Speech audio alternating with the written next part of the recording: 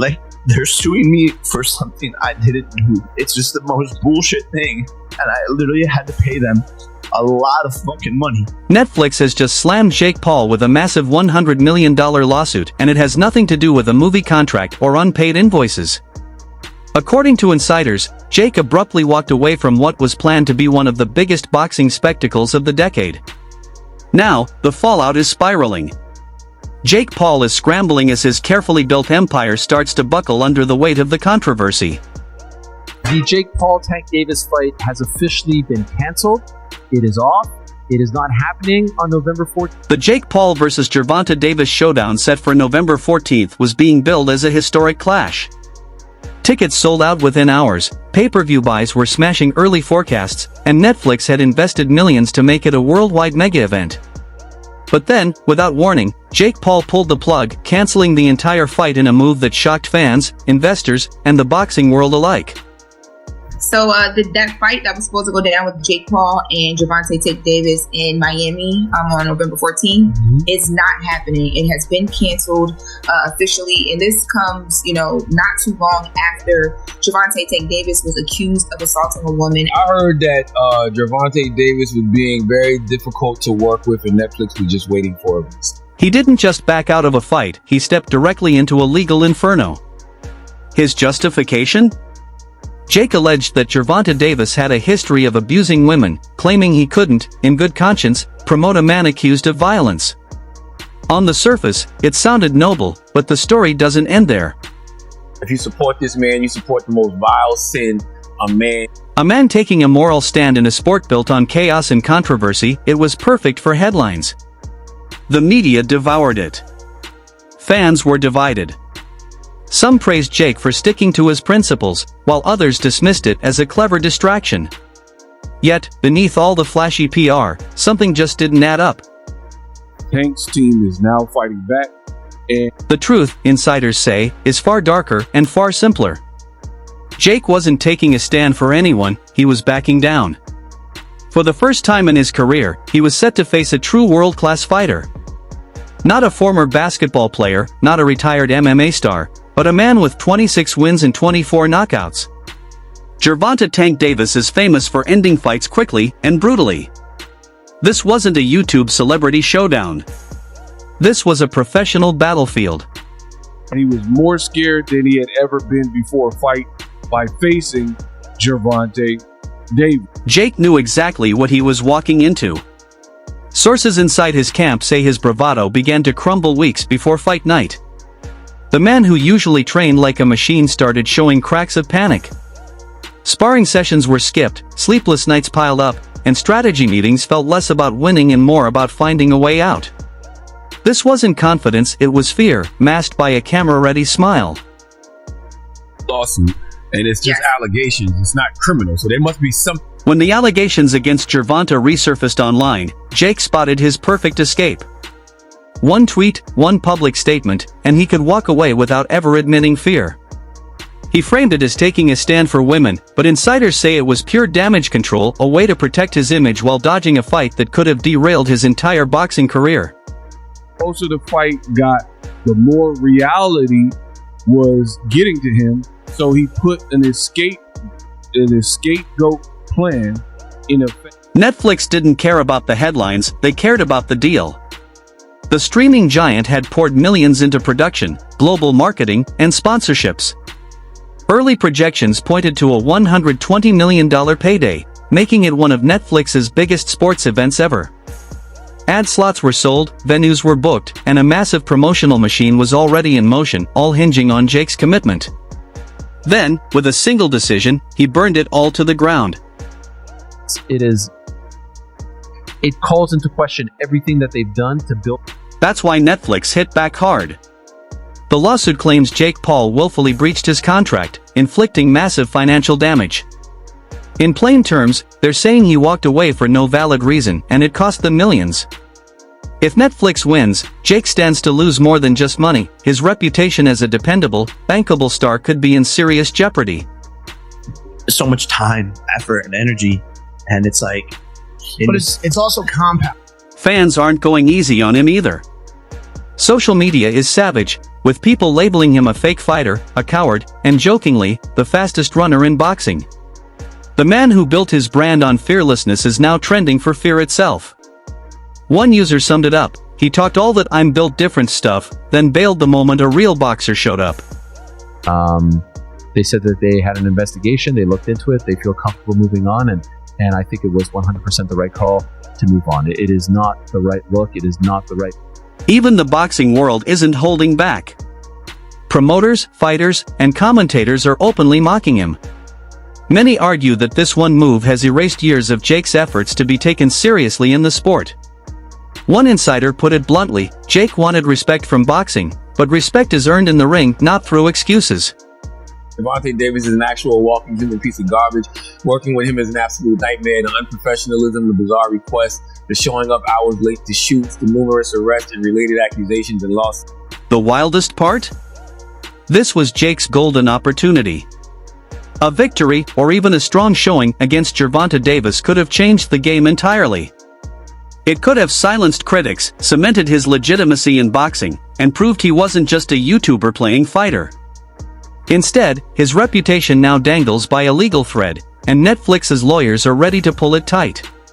She's retired, like she should be she's in Hawaii on a fucking lawsuit phone call, and they're like, yo, your son has to pay this, For Jake Paul, the timing couldn't be worse. His entire brand is built on being the loudest, boldest figure in the room, the guy who claims he fears no one. Now, he's being framed as someone who hid behind a moral excuse to mask fear. And that's a stain that isn't easy to wash off. He said it out of his own mouth over and over again. The fear was real. The financial fallout is brutal. Even if the case never reaches trial, Jake could be forced to shell out millions in a settlement. His team is scrambling to contain the damage, but Netflix isn't backing down. They want every penny and are making an example of him. Now, instead of preparing for fight night, Jake Paul is preparing for court. The man who built a fortune on controversy might finally be facing a storm he can't talk his way out of. The only corporation or company that has paid people to beat women more. Yeah. The fight that never happened is now morphing into something far worse. It's a legal battle that could become the biggest defeat of Jake Paul's career. And this time, there's no ring, no referee, and no way to fake a victory. Jake Paul posted a statement. Gervonta Davis is an actual walking human piece of garbage. Working with him is an absolute nightmare. The unprofessionalism, the bizarre requests, the showing up hours late to shoots, to the numerous arrests and related accusations and lawsuits. If you support this man, you support the most vile sin a man can commit. Netflix wasn't just streaming this fight, they were betting the house on it. This was meant to be their crown jewel, their gateway into the billion-dollar boxing entertainment world. The multi-million-dollar deal had executives grinning from ear to ear. The Jake Paul vs. Gervonta Davis showdown was projected to pull Super Bowl-level numbers. Pay-per-view estimates were so massive that Netflix beefed up their servers, preparing for what one insider described as a digital stampede. And then, Jake Paul canceled. Didn't end there, because once the dust settled on Tank Davis, Jake and Francis this morning have engaged in a back-and-forth, old-fashioned Twitter war. And just like that, boom. Millions in promotion vanished. Ad campaigns were pulled overnight, brand sponsorships frozen, production crews sent home. The entire Netflix machine built around the fight collapsed faster than a first-round knockout. It wasn't just a disappointment, it was a corporate nightmare. Executives reportedly panicked, boardroom calls turned into blame games, and sponsors who had already paid demanded refunds. Marketing partners scrambled to salvage whatever they could.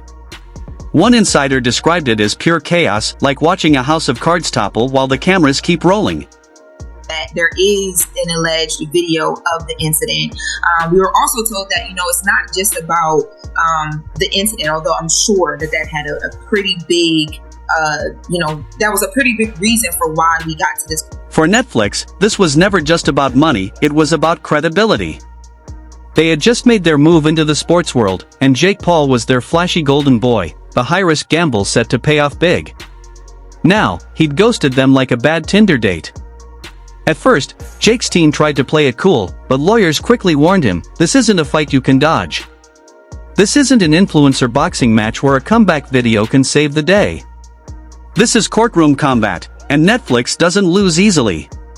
The thing is, this back and forth only makes me want to see the fight. Legal experts are already calling this case a career-defining disaster for Jake.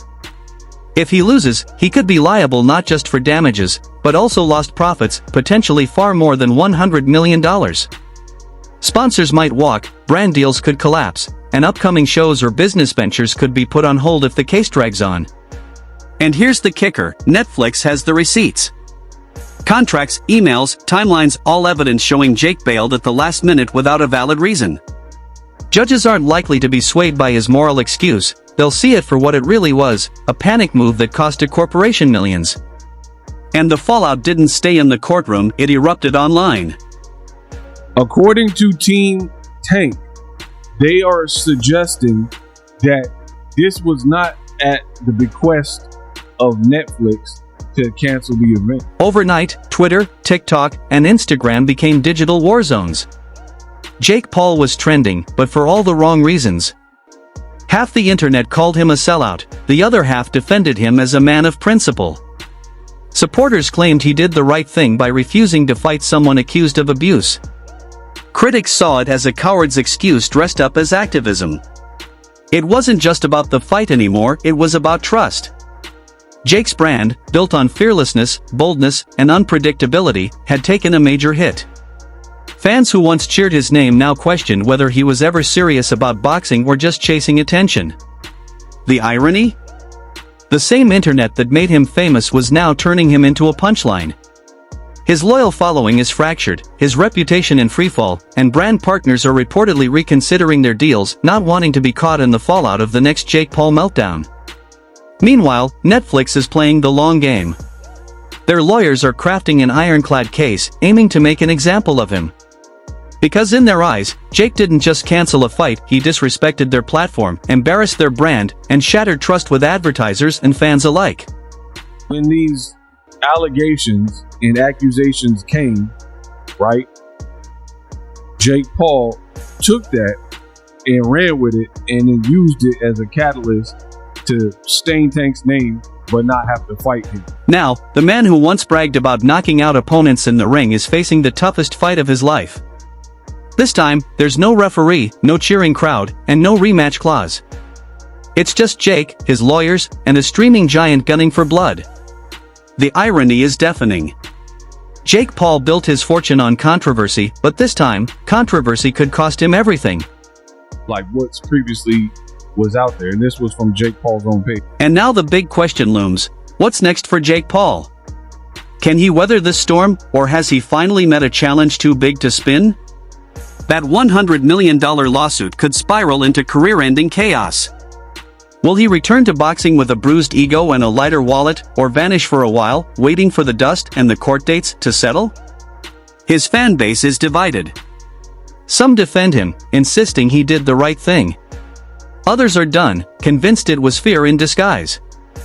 Maybe both are true. Right now, Jake Paul isn't in a boxing ring, he's at a crossroads. One path leads to redemption, the other to ruin. The cameras are rolling, the lawyers are talking, and everyone's waiting to see which punch lands.